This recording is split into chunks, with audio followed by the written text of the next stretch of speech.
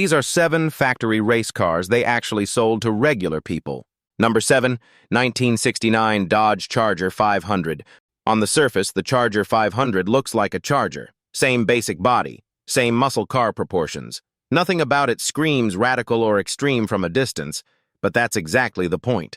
And that's exactly why it was built. The standard 1968 Charger had a problem.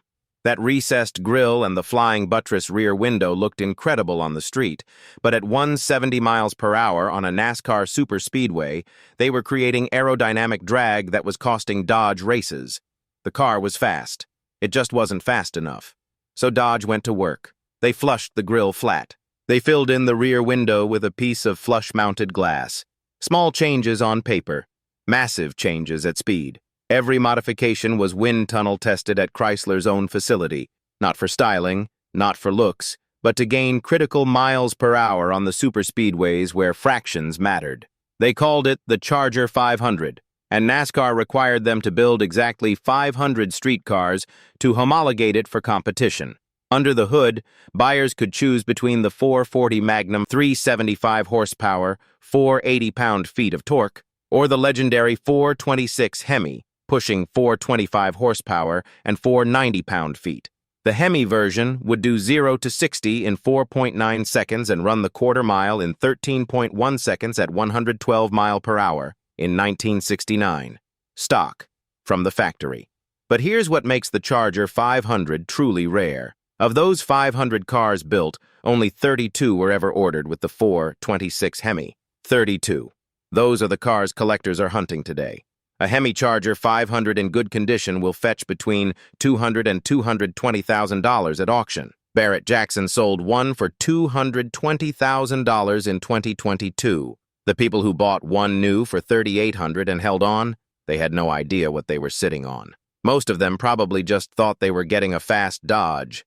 Number 6, 1969 Dodge Charger Daytona.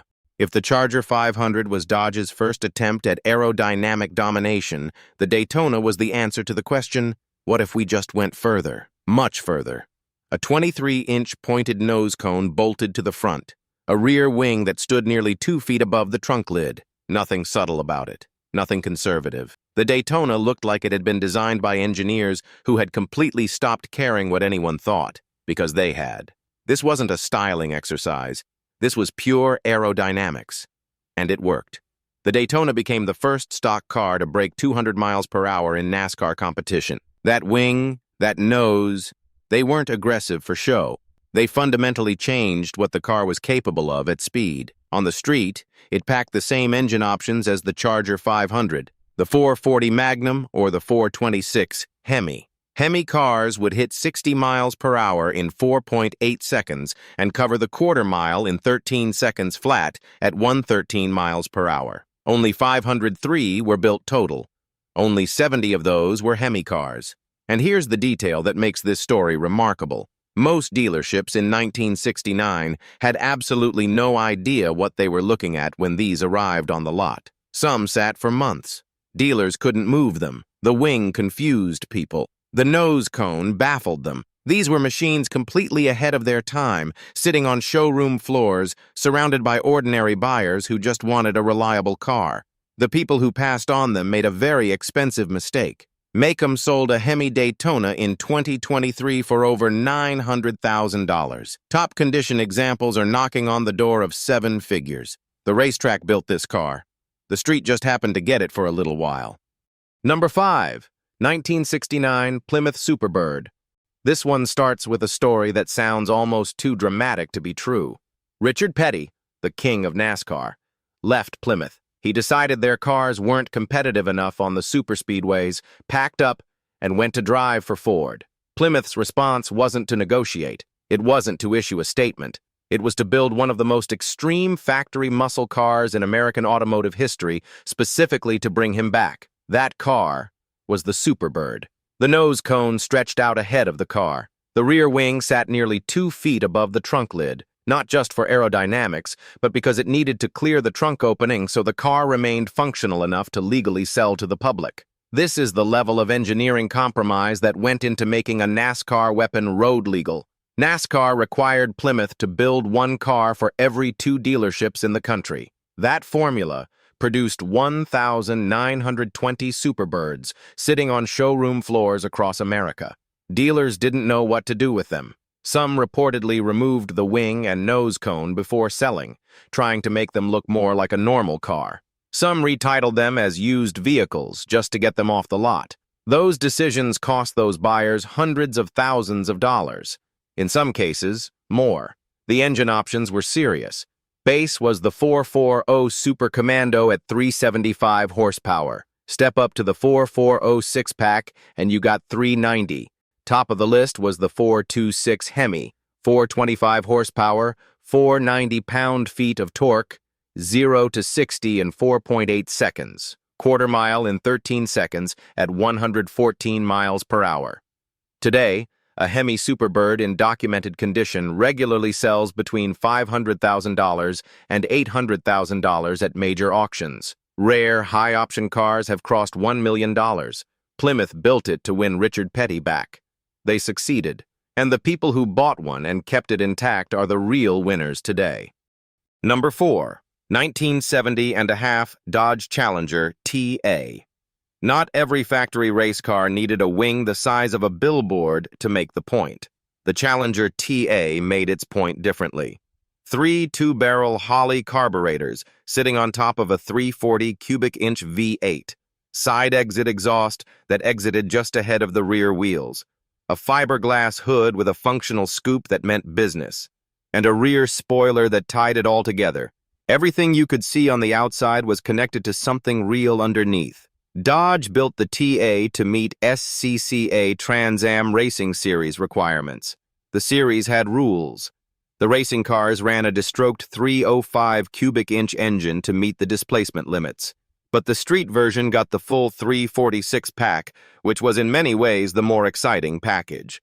Officially, Dodge rated it at 290 horsepower. In reality, most serious estimates put the real number between 360 and 400. The factory was playing the same game every manufacturer played in the late 1960s.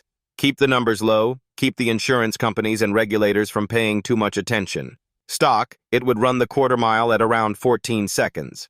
But with minimal tuning, these cars were deep into the 13 seconds. The potential was always there.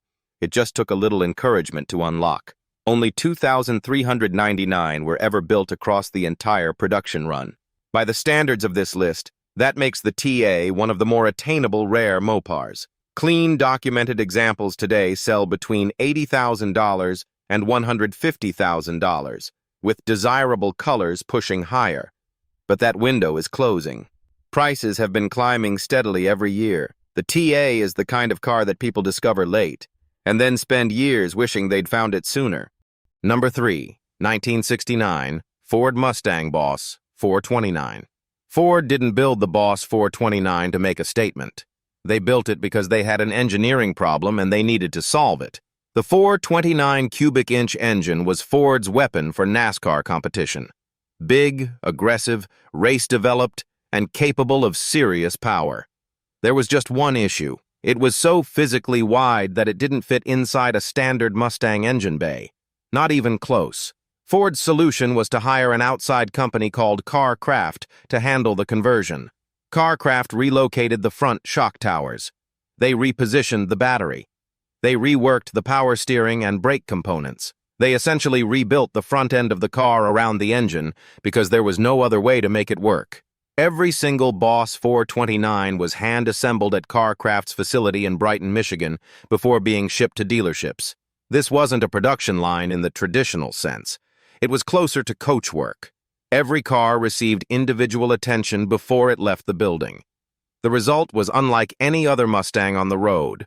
Officially rated at 375 horsepower and 450 pound-feet of torque, but dyno testing has consistently shown these engines making between 420 and 450 in stock form. Ford was playing the same insurance game everyone else was playing.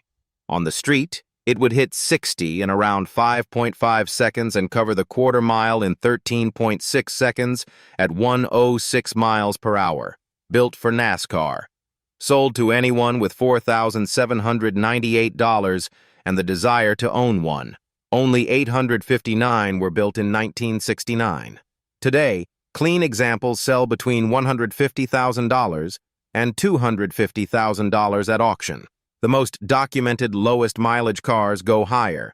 It's one of the most handcrafted factory muscle cars Detroit ever produced, and it started because an engine simply wouldn't fit where it needed to go. Number 2, 1969 Chevrolet Camaro ZL1. This car cost more than most people's houses in 1969. The ZL1 engine option alone, the all-aluminum 427 cubic inch V8 lifted directly from Chevrolet's Can-Am racing program, added $4,160 to the price of a base Camaro. Total cost came out to around $7,200. The median American family income that year was under $9,000. Nobody bought this car casually. The people who ordered one knew exactly what they were getting. And what they were getting was one of the fastest production cars ever built. Officially, Chevrolet rated the ZL1 at 430 horsepower and 450 pound-feet of torque. Automotive historians widely believe the real numbers were closer to 500 to 560 horsepower. Chevy was deliberately sandbagging, keeping official figures low to avoid insurance and regulatory scrutiny. But the cars didn't lie. Stock, off the showroom floor, the ZL1 would run the quarter mile in the high 11-second range at around 120 miles per hour in 1969. The aluminum block construction made the engine roughly 160 pounds lighter than an iron block 427. That weight reduction completely transformed the car's handling and balance. This wasn't just a powerful engine dropped into a Camaro. It was a racing power plant that fundamentally changed what the car was. Only 69 were ever built. The price kept almost everyone away. The few who did buy them were either serious racers or serious enthusiasts, people who understood what they had. Every single one of those 69 cars is accounted for and obsessively documented by collectors today. Mecum sold a well-documented example for $770,000 in 2021. Values today range between $500,000 and $1 million, depending on condition and paperwork. 69 cars. Over half a century later, every one of them still matters. Number 1. 1970 Ford Torino King Cobra. Most cars on this list are rare. The King Cobra exists in a different category entirely. Ford developed it for one purpose: to beat Dodge at their own game on the NASCAR superspeedways. The Daytona was winning. The Superbird was winning. Ford needed an answer, and the King Cobra was it. A dramatically sloped nose.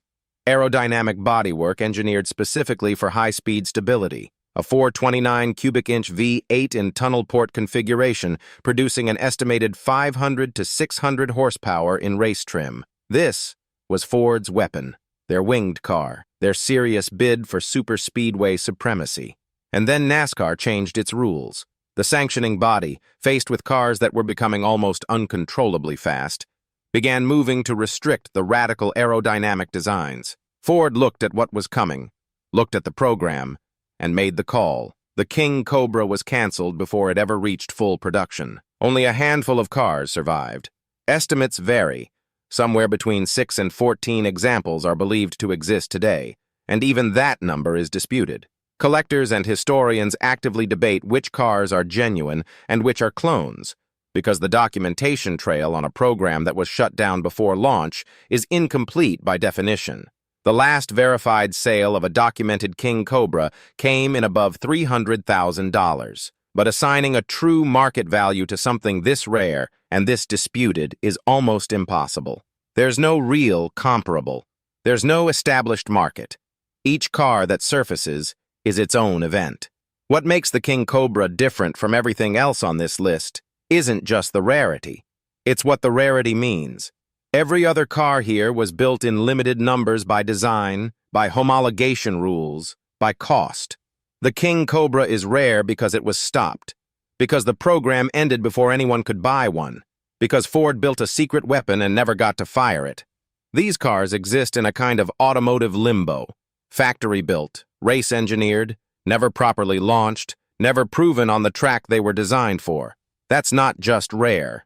That's unfinished history sitting in somebody's garage.